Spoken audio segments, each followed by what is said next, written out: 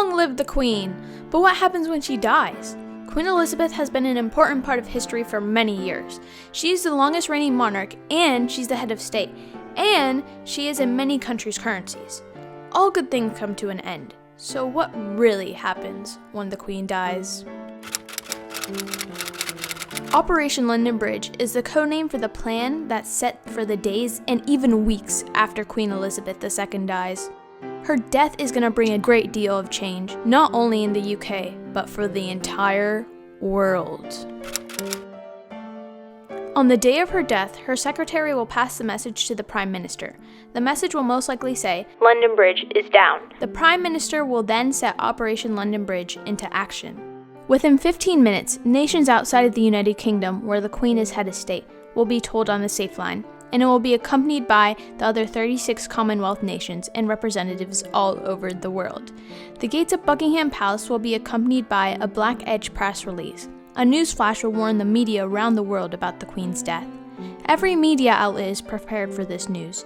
Every radio station has a network of lights that will flash to show that a national catastrophe has occurred. All BBC shows will stop and run a feed about the news. The news anchors will change into black clothing that is always on hand in the news station. On the same day of her death, Prince Charles will immediately become king. Everything including businesses, shops, and stock exchange will close for the day across the entire UK. The day after her death, there will be a live stream of Prince Charles making his first speech as king, and in Hyde Park, London, the government would pledge its loyalty to the sound of a 41-gun salute, and now King Charles will take a UK tour visiting the leaders of government in the capitals of each country. During this time, the TV channels will not play any comedy shows, but will play the documentaries made in the Queen's honor. 4 days after her death, the Queen's coffin will be led on a military procession from Buckingham Palace to Westminster Hall. She will then lie there in state for the next 4 days. Her family and dignitaries will pay their respects, and then the doors will open to the public.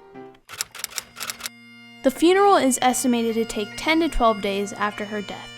The day of her funeral will be on an official bank holiday in the UK. Businesses and stock exchange will close again in under 2 weeks. At 11 a.m., Big Ben's bells will ring, then the country will fall silent. And the coffin will be carried to Westminster Abbey, where 2,000 specially invited visitors will bow their heads in prayer. The coffin will be carried to Windsor Castle after the service, and then she will eventually be laid next to her father, King George VI, at St. George's Chapel. A year after her funeral, there will be an official coronation for King Charles on another bank holiday. With all these bank holidays, funeral expenses, and coronation expenses, the Queen's passing is estimated to cost the UK economy billions of pounds.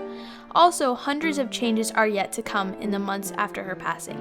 New British currency will be printed with Charles's portrait, and the same thing with stamps, passports, and police and military uniforms.